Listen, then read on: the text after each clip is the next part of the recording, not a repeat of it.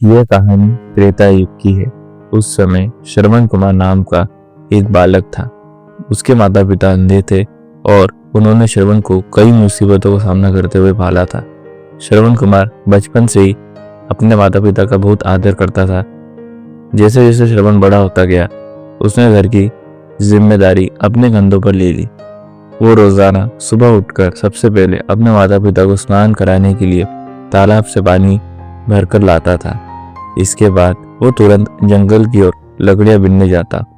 फिर लकड़ियां लाने के बाद श्रवण चूल्हा जलाकर माता पिता के लिए खाना बनाता था। श्रवण को इतनी मेहनत करते देख उसकी माँ हमेशा उसे टोकती थी। वो कहती थी, श्रवण बेटा, तुम इतना सारा काम अकेले क्यों करते हो? खाना तुम मुझे बनाने दिया करो, मैं आसानी से बना लूंगी। इसके बदले तुम थोड़ा आराम कर लिया करो। माँ की इन बातों को सुनकर श्रवण कुमार कहता, नहीं माँ, मैं ये सारे काम आप लोगों के लिए तो करता हूँ, भला अपने माँ बाप के लिए किए गए कामों में कैसी थकान, उल्टा मुझे तो खुशी मिलती है। श्रवण कुमार की इन बातों को सुनकर उसकी माँ भावुक हो गई। वो रोज भगवान से प्रार्थना करती, हे प्रभु, इतना ध्यान रखने वाला श्रवण जैसा बेटा हर माता पिता के घर पैदा हो। श्रवण के माँ बाप नियमित रूप से भगवान की आराधना करते थे। वो उनके लिए फूल और पूजा की अन्य सामग्री लाता, फिर खुद भी बिना देर किए माता पिता के साथ पूजा में शामिल हो जाता था। श्रवण कुमार धीरे धीरे बड़ा हुआ और जल्दी से घर के कार्यों को खत्म करके बाहर काम पर निकल जाता था। एक दिन श्रवण अपने माता पिता के साथ बैठा था। तभी उन्होंने श्रवण से कहा, बेटा, तुमने हमारी हर ख्वाहिश पूरी की है। अब हमारी केवल एक ही इच्छा है जिसे हम पूरी करना चाहते हैं। यह सुन श्रवण ने उनसे पूछा, ऐसी कौन सी इच्छा बाकी है जिसे आप पूरा करना चाहते हैं? आप केवल आदेश दे, मैं आपकी हर ख्वाहिश को पूरा करूंगा। इस पर श्रवण के पिता ने कहा, बेटा, अब हम बूढ़े हो चुके हैं और हम चाहते हैं कि मरने से पहले तीर्थ यात्रा के लिए जाए। भगवान की शरण में जाकर हमें सुकून की प्राप्ति होगी। अपने माँ बाप की बात सुनकर श्रवण कुमार सोचने लग गया कि वो उनकी इस इच्छा को कैसे पूरा करेगा। उस समय बस और ट्रेन की सुविधा नहीं थी, साथ ही उसके माता पिता देख भी नहीं सकते थे। ऐसे में उन्हें तीर्थ यात्रा कराना भला कैसे संभव हो पाता। तभी श्रवण कुमार को एक तरकीब सूझी। वो तुरंत बाहर गया और वहां से 2 बड़ी टोकरी लेकर आया। उसने उन दोनों टोकरियों को एक मजबूत डंडे में मोटी रस्सी के सहारे लटकाकर एक बड़ा सा तराजू बना लिया। फिर श्रवण कुमार ने उस तराजू में अपने माँ बाप को बारी बारी से गोद में उठाकर बिठा दिया। उसके बाद तराजू को अपने कंधों पर लेकर उन्हें तीर्थ यात्रा पर लेकर निकल पड़ा। वो लगातार कुछ दिनों तक अपने माता पिता को एक के बाद एक सभी पवित्र स्थानों पर घुमाने लगा। इसी दौरान श्रवण कुमार ने अपने माता पिता को प्रयाग से लेकर काशी तक के दर्शन कराए। माता पिता को घुमाते समय श्रवण कुमार उन्हें उन जगहों के बारे में भी बताते चलता था, क्योंकि वो आंखों से उस दृश्य को नहीं देख सकते थे।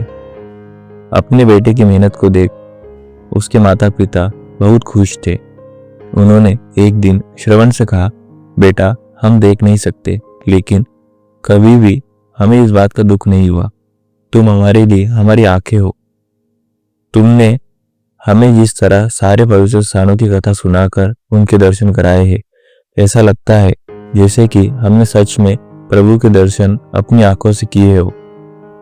अपने माता पिता की बातें सुनकर श्रवण ने कहा, आप लोग ऐसी बातें ना करें। बच्चों के लिए माता पिता कभी भी बोझ नहीं होते। यह तो बच्चों का धर्म होता है।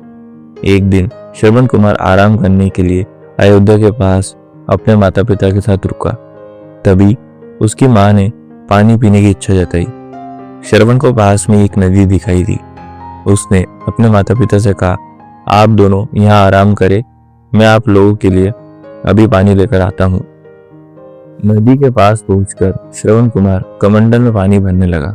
उसी जंगल में अयोध्या के राजा दशरथ भी शिकार के लिए पहुंचे थे। पानी में हलचल की आवाज सुनकर उन्हें लगा कि कोई जानवर पानी पीने आया है। उन्होंने बिना देखे केवल ध्वनि सुनकर ही अपना तीर चला दिया। दुर्भाग्य से वो सीधे श्रवण कुमार को लग गया। तीर लगते ही वो चीख पड़ा। इसके बाद राजा दशरथ जब अपने शिकार को देखने पहुंचे तो वहां श्रवण था। वो तुरंत श्रवण कुमार के नजदीक पहुंचे और कहा, मुझसे बहुत बड़ी भूल हो गई, मुझे माफ कर दीजिए। मुझे बिल्कुल नहीं पता था कि यहाँ कोई मानव होगा। मैं इस गलती का पश्चाताप करने के लिए क्या करूं कि तुम मुझे माफ कर दो। तभी करारते हुए श्रवण कुमार ने कहा, यहाँ से थोड़ी ही दूर जंगल में मेरे माता पिता बैठे हैं, उन्हें काफी प्यास लगी है, आप उन तक ये पानी पहुंचा दीजिए और मेरे बारे में कुछ भी ना बताए। इतना कहते कहते श्रवण कुमार की सांसें रुक गई। श्रवण कुमार की मौत से राजा दशरथ सुन्न पड़ गए। किसी तरह वो श्रवण कुमार के बताए अनुसार जल लेकर उसके माता पिता के पास पहुंचे। श्रवण के माता पिता अपने बेटे की आहट को बखूबी पहचानते थे। जब राजा दशरथ उनके करीब पहुंचे तो उन्होंने आश्चर्य से पूछा, तुम कौन हो और हमारे श्रवण को क्या हुआ, वो क्यों नहीं आया? राजा दशरथ उनके सवालों का जवाब नहीं दे पाए। उन्होंने चुपचाप पानी उनकी तरफ बढ़ा दिया। तभी श्रवण की मां ने चिंतित स्वर में जोर से कहा, तुम कौन हो और मेरा बेटा कहाँ है, ये बताते क्यों नहीं हो? श्रवण की मां की चिंता देखकर राजा दशरथ ने कहा, मां, मुझे माफ कर दीजिए। शिकार करने के लिए मैंने जो तीर चलाया था वो सीधे आपके बेटे श्रवण को जा लगा। उसने मुझे आप लोगों के बारे में बताया, इसीलिए मैं यहाँ पानी लेकर चला आया। इतना कहकर राजा दशरथ चुप हो गए। राजा दशरथ की बात सुनकर श्रवण की मां जोर जोर से रोने लगी। उन दोनों ने अपने बेटे की मौत के गम में राजा दशरथ के लाए हुए पानी को हाथ तक नहीं लगाया। श्रवण के पिता ने तभी राजा दशरथ को पुत्र वियोग का श्राप दे दिया। कुछ ही देर बाद श्रवण के माता पिता ने अपने प्राण त्याग दिए। बताया जाता है कि श्रवण कुमार के पिता के श्राप के परिणाम स्वरूप ही राजा दशरथ को अपने पुत्र राम से दूर रहना पड़ा था। राजा दशरथ के इस श्राप को पूरा करने के लिए ही भगवान राम को 14 वर्षों का वनवास हुआ, जिसका माध्यम दशरथ की पत्नी कैकेयी बनी। श्रवण के पिता की ही तरह राजा दशरथ भी अपने बेटे से दूरी को बर्दाश्त नहीं कर पाए और उन्होंने भी अपने प्राण त्याग दिए।